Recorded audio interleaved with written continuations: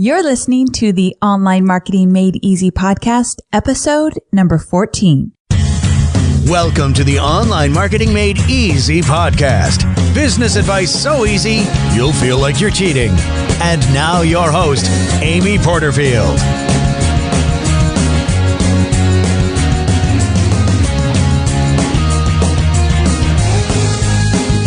Well, hello there. Amy Porterfield here, and welcome to another episode of the Online Marketing Made Easy podcast. I'm really happy to be here today. It's just about a week after I returned from the World Domination Summit in Portland, Oregon.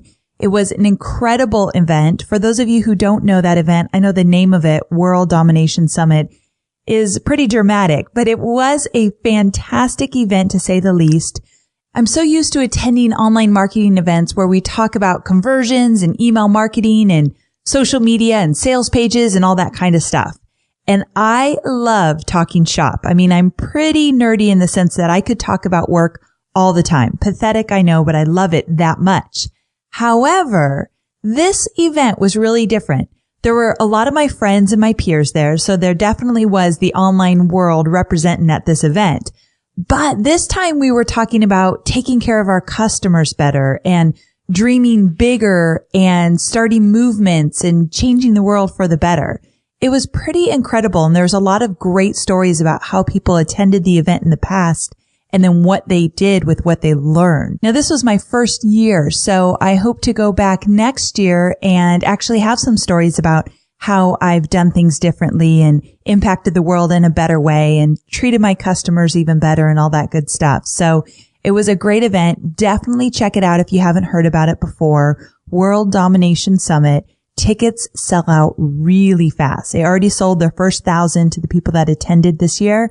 And when they open the gates again, I can promise you it will sell out within hours. So definitely keep your eye out for that if this is something that might interest you. So shifting gears here, today I'm talking with Rick Mulready. Now, not only does Rick have a pretty interesting background that includes AOL and Yahoo, but most recently he's been on a journey to share his conversations with the heads of social media from the biggest and most successful brands in the world. Brands like Nike, Ford Motors, Walmart, and social media guru Gary Vaynerchuk. I hate using the word guru, but he is pretty much the closest to a guru in social media that I can think of. But he also recently talked with Boston Police Department's public information chief about the massive role social media played during the Boston Marathon bombing. So that was a pretty incredible interview as well. So he does all of this on his podcast. I'll let him talk to you about that. But today I invited Rick on the show to talk about what he's learned from these big brands and how we can apply those big strategies and techniques to small business budgets. So again, it all comes back to what I always say, model the best, find out who's doing it right and learn from their strategies and their techniques, and then take those strategies, make them your own, model them to fit inside your own small business. So I love the whole concept about what he's doing, and he has a lot of great stuff to share with us today. So let's not waste any more time and jump in. So Rick, thanks so much for being with us today. I really appreciate it. Absolutely. Thanks for having me on. Yeah, definitely. So before we get into all the good tips you're going to share with us today, tell us a little bit about how you got into this online marketing world and what you're doing these days. Yeah, so I've been in the online marketing space since 2000. Geez, I call it kind of the Wild West days of internet marketing. So I've been in it about 13 years, and I started at AOL back in 2000 in their headquarters in Virginia. I spent about 4.5 years there, and then came out here to the West Coast and was at Yahoo for a while, and Funny or Die for about a year or so, which is Will Ferrell's online company. Yeah, these are some big names. AOL, Yahoo, and Funny or Die? Yeah, and then I most recently was at a company called Vibrant Media, which is a contextual ad platform. So I kind of, and obviously much smaller scale. So I kind of got to see what was going on the bigger scale with the AOLs and Yahoos of the world, and obviously Funny or Die too. But it's not on the scale of those two companies. So it was really cool to see kind of like, you know, what's going on at the big scale, what's going on the smaller scale. But what I really noticed was, you know, small businesses were really being sort of what's the right word? Like kind of left out a little bit. So because they had to, at each of these companies, there was a minimum spend that you had to hit. And it was quite a bit of money. And, you know, small businesses don't necessarily have this sort of budget to spend like that. So, you know, they're looking for ways to market their business just like the big brands are. So social media, and I sort of saw this kind of coming a few years ago. So I kind of dove into Facebook marketing because it's such an accessible platform and you don't need to spend a lot of money, if anything, to be successful on there. So I really dove into Facebook. Started off with advertising and then sort of moved into Facebook marketing from a holistic standpoint. Now, the end of last year, the end of 2012, I left my internet sales job from at Vibrant at the end of September. So I've been doing this full time now and consulting with clients on Facebook and Facebook marketing and so forth. And then a few months ago, I actually had a major shift happen. And what I did was I really wanted to, you know, bring what I was doing with the brands before, the AOLs of the world, Yahoos of the world, bring that big brand experience into what I was doing on the Facebook side, but also more on a holistic social media standpoint. And so what I decided to do was I was seeing the trends of what big brands were doing in social media. And I was like, you know what? There's so much we can learn from what these big brands are doing that I want to sort of evangelize that. You know, I want to go on a journey to kind of show people how to model what these big brands are doing. But on us, you know, with the little or no budget that small businesses have. So sorry, go ahead. When I heard that you were going to do this, I was so excited because when I used to work with Tony Robbins, he used to always teach his entrepreneurs that you've got to go find out what the big boys are doing, the people that are really making a difference and getting some huge results, and then figure out a way to model that and make it your own. And that's exactly what you've been teaching, right? Yeah, I don't think you know this, but the first time I heard that was I think on your podcast. Oh, cool. And I can tell you exactly where I was driving down to San Diego. Isn't that funny that when you hear some certain things, you know exactly where you were? Yeah. I was like, that's perfect. And that really aligns with where I really want to take this. And so, you know, so I really shifted, you know, what I was doing on the site on rickmulready.com and what I was writing about and so forth. And then I started to get into the podcast. And it's called the Inside Social Media Podcast. And what this whole thing is that I'm doing, it's sort of a journey. And, you know, I'm on a journey to connect with the heads of social media from these big brands and from the biggest brands in the world and, you know, share with people what these big brands are doing in social media, you know, share these stories, share these insights and strategies. And from these conversations, I simplify sort of the fundamental principles of social media that these big brands are doing successfully so that we can all model and apply them to our own small business, you know, again, with, you know, on that little or no budget. Exactly. And so basically I have you on the show because I want to talk about the 3 best lessons you've learned so far from interviewing these big brand giants. But before we get to those tips, and I know they're really good, first tell us about some of the people that you've interviewed because the list is pretty impressive. Yeah, you're going to put me on the spot here. I know. I know a few. I know Gary Vaynerchuk was a great interview you did. Yeah, thank you. He had some good ones, but then you've done some sports, so.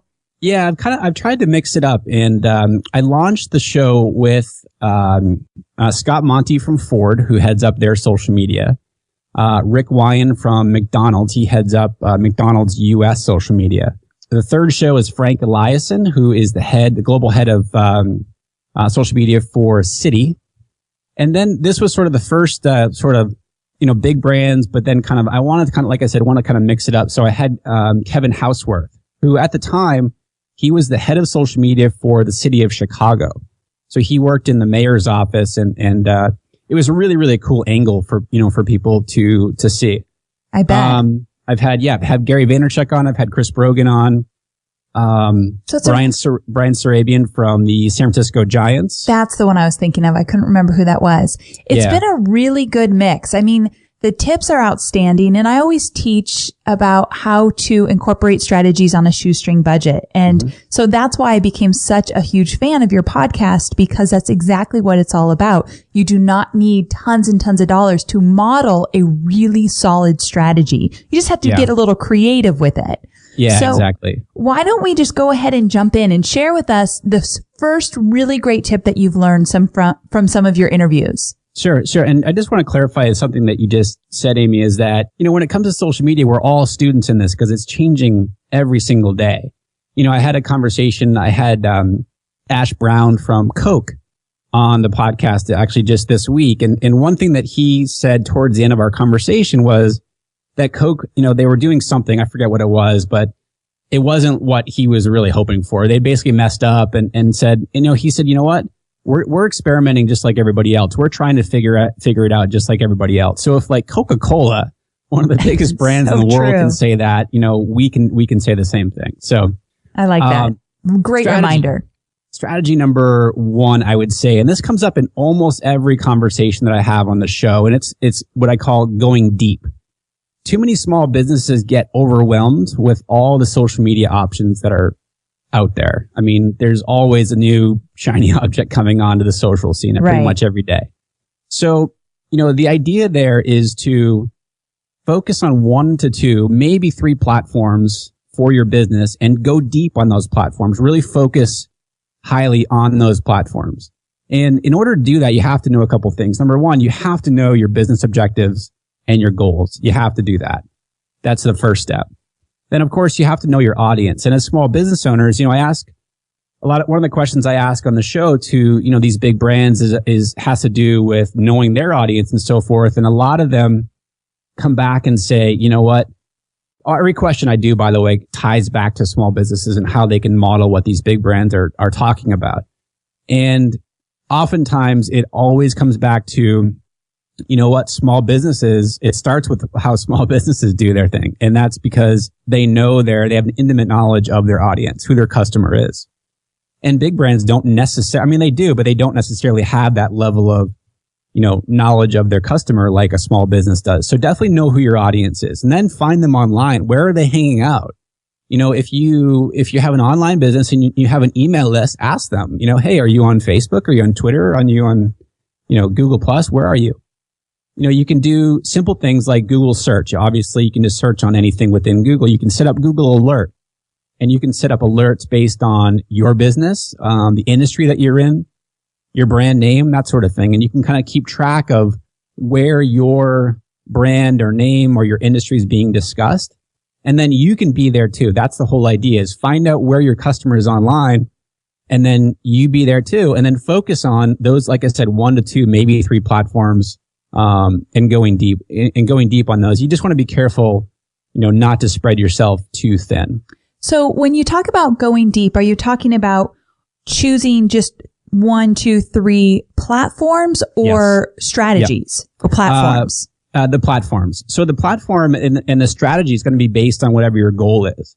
So take, for example, Charity Water. So they're a charity who brings and raises money to bring water to people around the globe who don't have access to clean water. And, they're a very visual charity because they're showing pictures of people, who don't have the water or who are, a picture of them, getting access to clean water all of a sudden or a well or something like that. So it's a very visual, how do you say that? It appeals to the visual senses for what they're trying to do. Gotcha. And so because of that, they really go deep on Facebook. They go deep on Instagram. But they are also on Twitter too, because they're able to share pictures. They're able to share, updates and so forth of, money being brought in and a well being built and so forth. So they focus really solely on those types of platforms, as opposed to, I need to chase this, new shiny object or whatever. It's so they true. They know where to go deep and focus on those, and they're really effective on those platforms rather than, stretching themselves too thin. Since they're visual, they align that with which social platforms, align with being visual. And Facebook and Instagram are two definitely platforms that are like that. It makes perfect sense. It's really aligned with what I teach in my programs, where I always teach to have your core platform. And of course, I'm biased, so I usually think that for most businesses, their core platform is probably Facebook. Now, for the sake of the charity water, is that what it's called? Yes. Yep. For the sake of charity water, I could see where Instagram or any kind of image type platform might be their core, and Facebook would actually work for that as well. Sure. But my point being that when you choose a core platform and then choose, let's say, 2 secondary platforms is what I call them, that way you get to stay really focused. I don't know about you, but throughout everything I do in my business, I'm always saying, what should I not be doing? Because all those things that I shouldn't be doing, experimenting with 10 other platforms at the same time while I'm trying to build up one platform, is going to completely derail me. And I think with small businesses and entrepreneurs, we only have so many resources. Yep. So there's a fine line though between choosing a core platform and then maybe 1 or 2 secondary platforms and really focusing, get your goals on those sites really clear, get your, 3 strategies maybe for each clear to you and your team, and really building those out. Now, that doesn't mean that you can't once in a while experiment with new things. What I loved in one of your interviews, you talked to Gary Vaynerchuk and he was talking about Vine. And he was mentioning, you explain Vine because I don't even know it as well. Vine Vine's owned by Twitter, and it's essentially it allows you to create 6-second videos that they just loop essentially when the 6 seconds are up.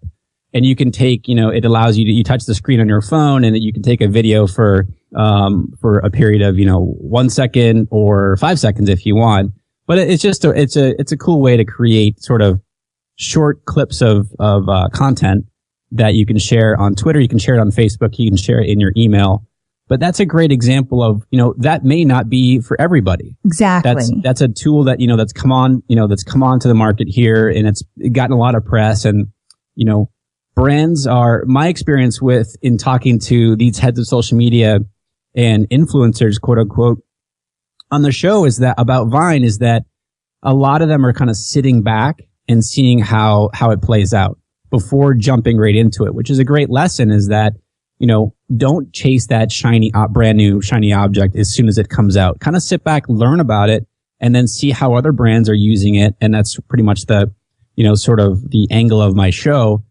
And see if it makes sense for your brand. There's a, Lowe's, for example, does it. I've not had them on the show yet, but Lowe's does a really cool, does a lot of cool things with Vine, for example. And it's just sort of quick little videos. They do a lot of how-to videos because it aligns with what, Lowe's is. But yeah, sorry, that's a long-winded answer. No, it makes perfect sense though. So to kind of bring it into the whole going deep thing, when you have your platform. So for me, it's pretty much Facebook, Twitter, and YouTube. Those are my 3 platforms that I really focus on. Yep. But Vine interests me. And so before I just jump into it and spend tons of time and resources on it, I definitely kind of find out what other people are doing, what the big brands are doing. Lowe's is doing some great things, so that's a great example. But then I start to say, okay, how can I move that into the platforms I'm already using? How could I maybe just test or experiment with it, but not put all my resources and time to it? Sure. That way, you're not completely wiping out your focus and what you're moving forward with already.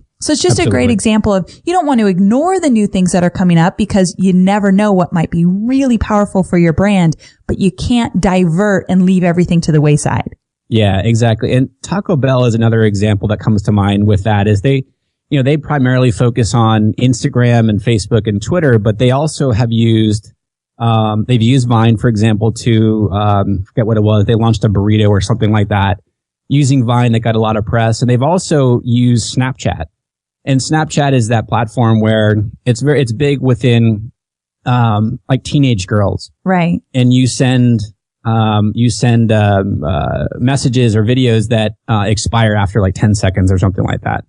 And, a lot of advertisers are wondering like, well, what's the value of being, of being aligned with Snapchat? But Taco Bell thought for their particular product that they were releasing, I think they were re-releasing one of their burritos or something like that. And they decided to use Snapchat for what they were doing. It aligned with their goals. It aligned with their audience. So they jumped on. But, at the same time, they were very careful in how they did that. in making sure, number one, that it align with their objectives, and number two, learning about the platform first before, just like you just said, before jumping into it. Yeah, I think it's a really great point and something to remember just so you stay the course and you keep focused. Yep. Okay, great. So the going deep, that is a great tip. What's the next one? Strategy number 2 would be create great content around your business. Now, you just mentioned Gary, the episode with Gary Vaynerchuk. I mean, Gary's all about content. It's the topic of his new book that's coming out later this year called Jab, Jab, Jab, Right Hook. Jab, jab, jab just basically means content before you give the right hook of selling or, asking for the sale of some sort. He also came out last week. There was an article in Forbes talking about how he's hired he's repositioned one of his employees to kind of follow him around and sort of record thoughts and ideas as they come up for him, his speeches and so forth, because Gary doesn't want to miss anything that's coming out during the day, because Gary's all about creating content and he wants to use this, everything that this person records as content. And so that's the strategy number 2 is create great content around your business that's relevant to your business. Shiv Singh, who's the global head of digital at Pepsi, I've had him on the show before, and he had a great quote. He said, leverage social media to add more to the lives of your consumers while not interrupting them. Ooh, I like that. Yeah, it's such a great quote. And it's all about adding value with your content. The thing that again comes up on the show a lot too is that quit shouting at people when you're on Facebook or Twitter. Get off your virtual kind of soapbox. And what I mean by that is stop shouting your sales messages all the time, because people will turn you off. You have to create that value, or have to add that value by creating content for people. And then you can come in with a sort of a sales message. So let's talk content a little bit, because a lot of people that are listening, whether they're entrepreneurs or small businesses, they don't have big teams, and content sometimes confuses people. Like, okay, well, what am I supposed to be doing? What exactly should this content look like? So just to make sure we're all on the same page, when we talk content, would you agree that we're talking blog posts, videos, quick tips, post on Twitter, post on Facebook? The Vine is a form of content. So there's so many different things people could do. Yep, exactly. And so, go ahead. Sorry, go ahead. So with that, I always say, find out what works for you first, in the sense of how do you like to create content? Because if you're creating content as an entrepreneur and you enjoy doing it, 1, you're going to be more consistent with it. And 2, it usually is your best work when you enjoy what you're doing. For example, I love to create webinars. I love to create webinars where I get to teach and show images and take people step by step through processes on Facebook or whatever it might be. So because I enjoy doing that, I really spend a lot of time on it and I make sure it's great. Well, I've had some great feedback. That's what people usually like the best out of what I put out there are these free webinars I do. So I keep doing them. There's no reason why you can't keep repeating what's already working. Exactly. So you want to mix it up. So of course I do blog posts and videos and all that good stuff, but the core of my content is in my webinars. And then from there, I try to take those webinars and I repurpose them. So I'll put them on SlideShare. I'll turn one piece of a webinar into a blog post, or I'll make a mini video about something I taught in the webinar. So I think repurposing is an easy way to keep putting out great content. Would you agree? Absolutely. Yeah, absolutely. And you're hitting the nail on the head as far as what content creation is. Of course, that's going to be, that's going to look different to everybody, but that's what works for you. And you're super, super successful at it. I mean, your webinars rock.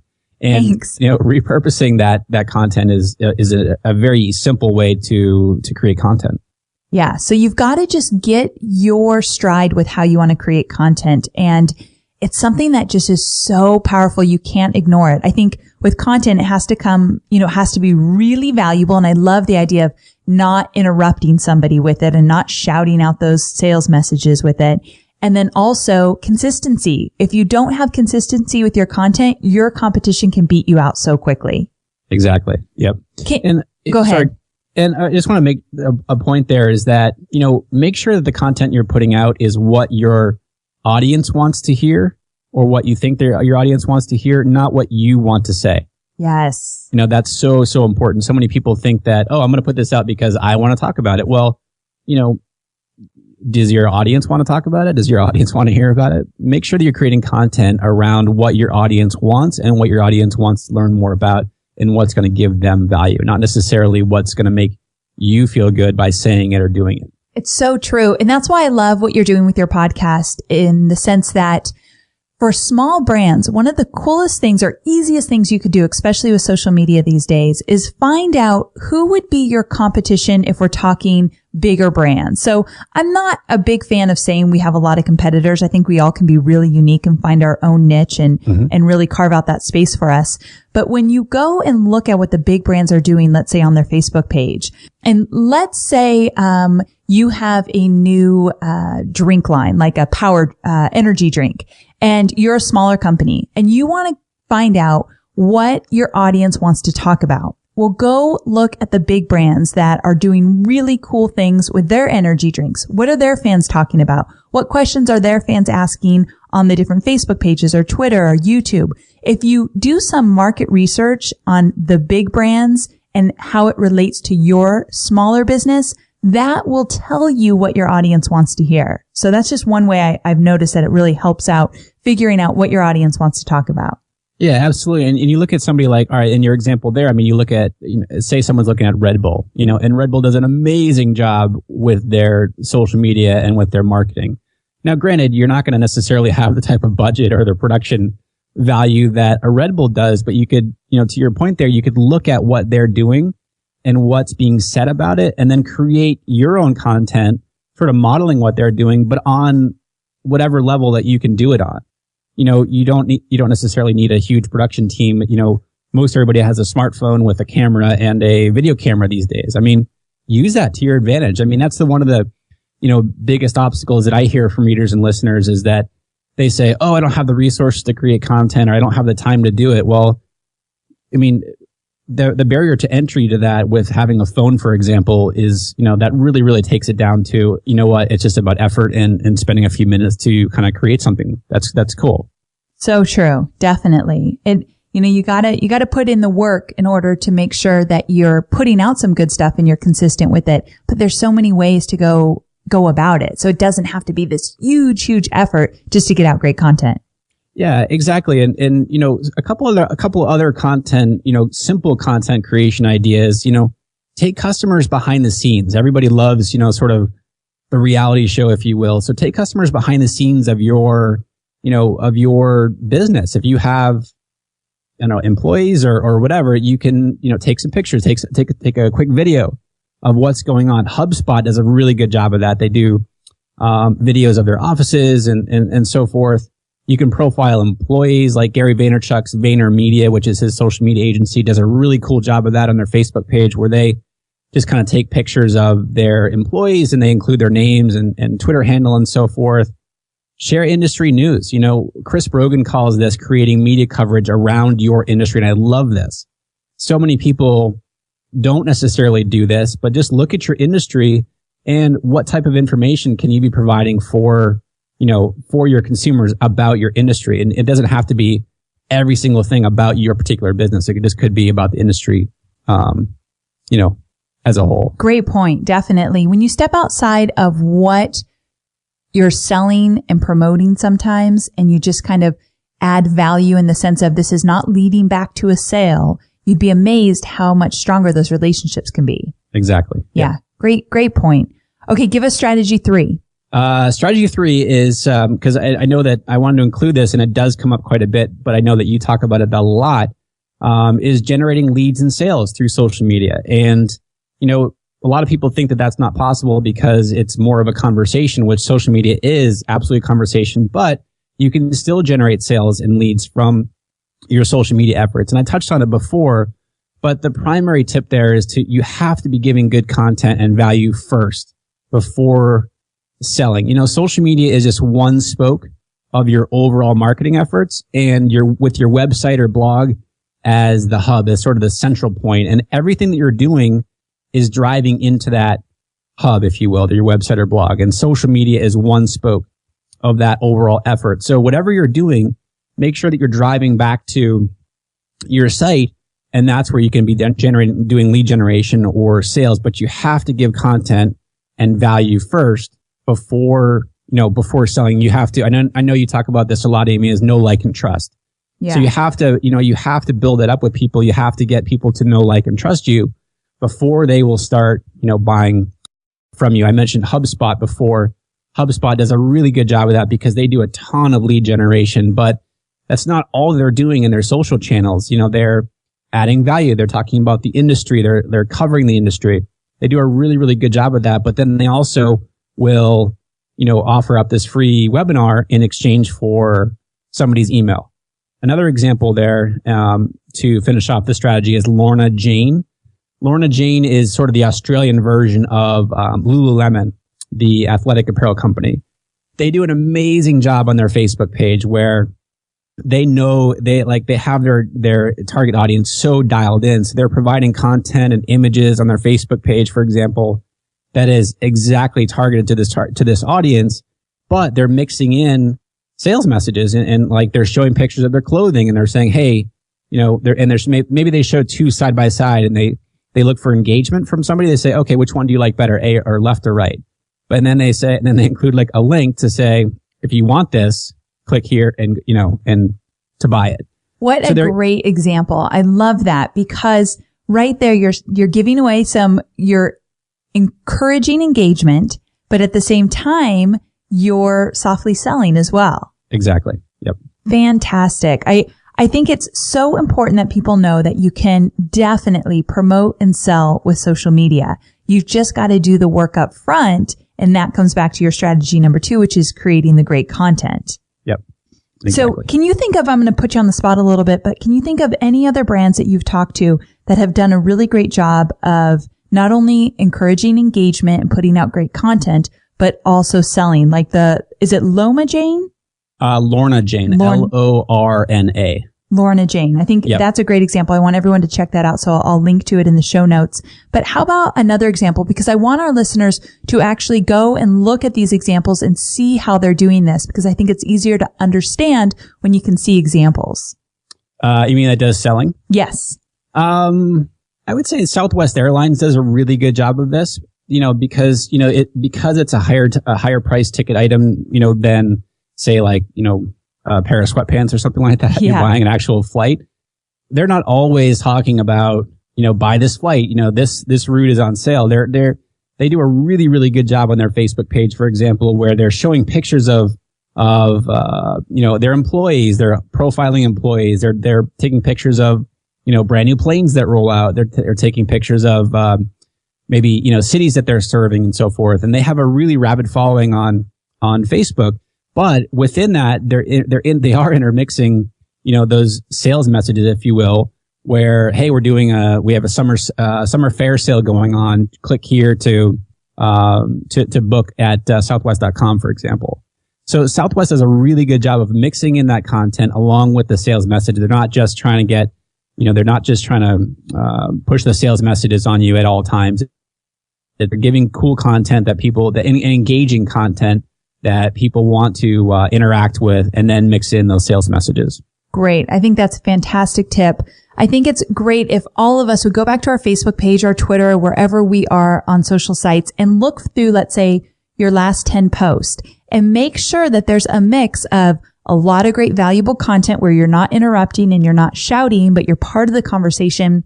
And then in those last 10 posts that you've done, how many are actually promoting? A lot of you, I bet, listening will not find many that you're promoting. And then there's a good handful that you're just probably promoting or selling way too much. So remember, there's a mix. I mean, if I had to throw out a number, maybe 80-20, 80%, value, content, good stuff, 20% soft selling and promotion.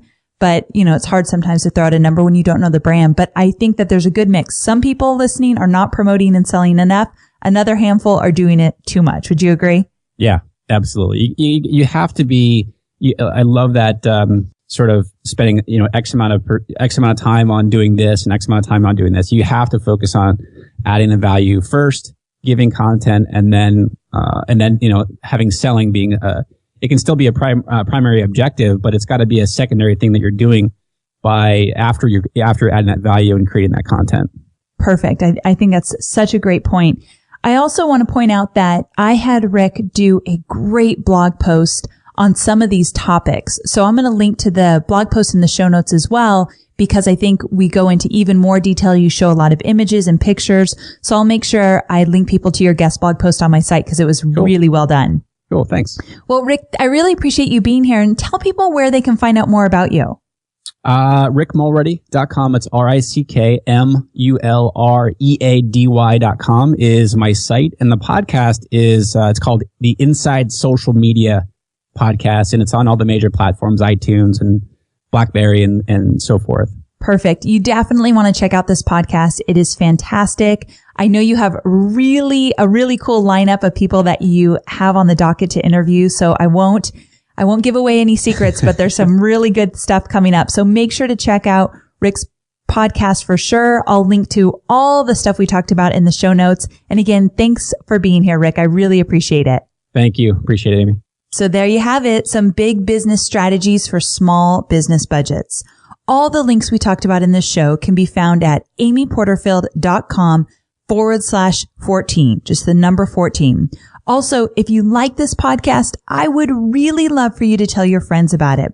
Just go to amyporterfield.com/love and you can tweet about it to help me spread the word. I'd really, truly appreciate it. So until we talk next time, make it a great week.